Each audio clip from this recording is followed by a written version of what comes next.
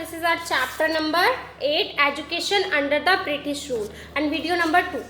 Okay इस chapter में अभी तक हमने क्या पढ़ा कि किस तरीके से ब्रिटिश लोगों के आने से पहले, ब्रिटिश के आने से पहले हमारी एजुकेशन किस तरह की थी और उस ब्रिटिशर्स के आने के बाद उन्होंने हमारे एजुकेशन सिस्टम में किस तरीके से चेंज करना शुरू किया, उनको किस तरीके से रियलाइज़ हुआ कि जो वर्क वो लोगों से करवाना चाहते हैं उसके लिए उन्हें एजुकेटेड पीपल चाहिए, तो इसीलिए वो इंडिया में एजुकेशन को लेकर आए। लेकिन एजुकेशन को वो ला रहे थे, प्रोग्रेस भी हो रही थी, अच्छी बात है। लेकिन क्या हुआ, इस एजुकेशन सिस्टम में जो ब्रिटिश लोग इंडिया में बना रहे थे, न्यू रूल्स जिसके बनाए जा रहे थे, उसमें कुछ ड्रॉबैक्स भी थे, कुछ डिसएडवांटेजेस भी थे। वो डिसएडवांटेजेस क्या थे वो हम इस लेसन में आगे कंटिन्यू करेंगे।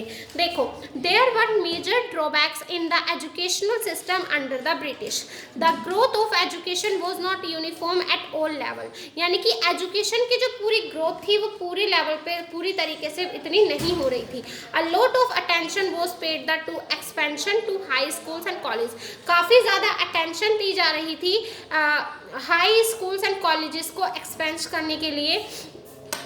मतलब कि जो बड़े रिचेस्ट हम कह सकते हैं स्कूल थे, कॉलेजेस थे, सिर्फ उन्हीं के ऊपर हाई अटेंशन दी जा रही थी, बाकी छोटे स्कूल्स को वो अटेंशन नहीं दे रहे थे। The primary school suffered because of lack of funds. Mass education was neglected. यानी कि जो प्राइमरी स्कूल्स थे, जो छोटी क्लासेस के लिए स्कूल बनाए गए थे या दूसरे स्कूल से, उनके ऊपर इतनी अटेंशन नहीं दी जा रही थी और वो लोग एजुकेशन में जो था इतना उनका इफेक्ट नहीं देखने को मिल रहा था, इतनी प्रोग्रेस उन्हें नहीं देखने को मिल रही थी। तो प्राइमरी स्कूल्स के ऊपर इतना फोकस नहीं हो रहा था, इसीलिए वो लोग एजुकेशन से लैक कर रहे थे, उनकी एजुकेशन में इतनी प्रोग्रेस देखने को हमें नहीं मिल रही थी। The spread of education was limited to the middle and upper middle classes.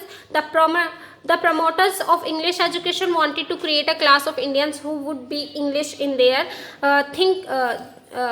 Thinking and habits. क्या हो रहा था, जो एजुकेशन ब्रिटिश जो लोग एजुकेशन सिस्टम को प्रमोट कर रहे थे, जो प्रमोटर्स थे, वो सिर्फ अपर मिडिल क्लासेस के लिए ही एजुकेशन सिस्टम को सुधार रहे थे, उसमें चेंजेस ला रहे थे। बाकी के जो निचले लोग थे या हम कह सकते हैं जो लोग इतने रिच नहीं थे, उन लोगों के लिए इस तरीके के एजुकेशन में कोई भी प्रोग्रेस नहीं थी, ना ही कोई भी उन्हें उनके लिए बेनिफिट्स प्रोवाइड करवाए जा रहे थे। The education of girl was neglected. लड़कियों की एजुकेशन पे बिल्कुल भी ध्यान नहीं दिया जा रहा था। The result was that by 1921 only 2 out of 100 Indian women were able to read and write. और इसका रिजल्ट क्या रहा कि 1921 तक केवल 100 Indian women were able to read and right.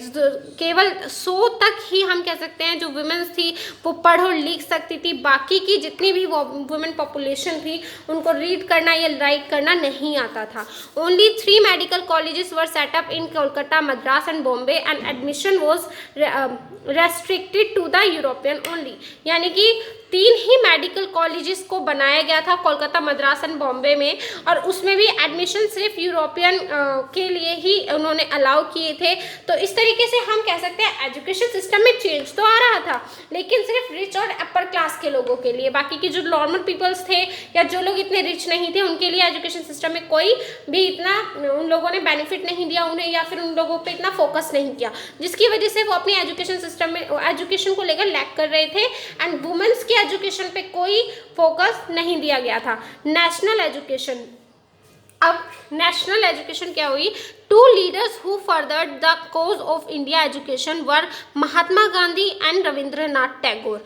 जो 2 लीडर थे ऐसे जो इंडिया की एजुकेशन सिस्टम के बारे में सोच रहे थे, लीड कर रहे थे, वो थे Mahatma Gandhi and Rabindranath Tagore. In November 1905, a conference was held in Bengal to create an education system managed by the Indians. 1905 में क्या हुआ था? 1905 नवंबर में क्या हुआ? एक कॉन्फ्रेंस रखी गई थी बंगाल में एजुकेशन सिस्टम के बारे में बातचीत करने के लिए इंडियंस के थ्रू, यानी कि भारतीय लोगों ने ही अपने लोगों के लिए एजुकेशन सिस्टम में कुछ चेंज लाने के लिए या एजुकेशन सिस्टम में कुछ उसको मैनेज करने के लिए कॉन्फ्रेंस रखी नवंबर 1905 में बंगाल में।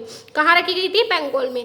दस the national council of education was setup, और उस समय नेशनल काउंसिल रखी गई, एजुकेशन की सेट की गई। Soon many national schools and colleges were set up both at primary and secondary levels. बहुत ही जल्दी नेशनल कॉलेज एंड स्कूल्स बना दिए गए प्राइमरी और सेकेंड लेवल के लिए in its Kolkata session in 1906 and Indian national Congress encourage the opening of indigenous educational institution through out the country. और जो हमारी हम कह सकते हैं कांग्रेस जो थी, कांग्रेस ने क्या किया, नेशनल कांग्रेस ने इस सब चीज़ों को एनकरेज किया कि जो आप इंडियन पीपल्स के लिए खुद के यहाँ की प्राइमरी और सेकेंडरी स्कूल और कॉलेज जो ओपन करवाए जा रहे हैं उस चीज़ के लिए कांग्रेस ने एनकरेज किया। तो क्या हुआ, इन सब सारी चीज़ों को देखकर जो ब्रिटिश की एजुकेशन में जो डिसएडवांटेजेस थे उस चीज़ों को देखकर नेशनल एजुकेशन बनाई गई। नेशनल एजुकेशन के अंतर्गत प्राइमरी और सेकेंडरी स्कूल और कॉलेजेस बनाए गए जिसके थ्रू इंडियन पीपल्स जो थे वो एजुकेशंस को अच्छी तरीके से कर सकते थे, वो लोग पढ़ सकते थे। तो उसका जो इनको लीड करने के लिए दो मेन लोगों ने जो था एक तरीके से जिम्मा उठाया था, एक महात्मा गांधी और एक Rabindranath Tagore. Mahatma Gandhi argued that colonial education created a sense of inferiority in the minds of Indians। Mahatma Gandhi का ये मानना था कि जो कॉलोनियल एजुकेशन है, जो ब्रिटिश लोगों ने एजुकेशन स्टार्ट की है, वो इंडियंस के माइंड में क्या कर रही है, इनफेरियरिटी की जो भावना होती है, एक दूसरे से ऊंच नीच की जो भावना होती है, हीनता की जो भावना होती है, वो क्रिएट कर रही है। Who begin to consider western culture superior. और लोग क्या कर रहे हैं, इनके वेस्टर्न कल्चर को ज़्यादा फॉलो कर रहे हैं, उसी को बढ़ावा दे रहे हैं।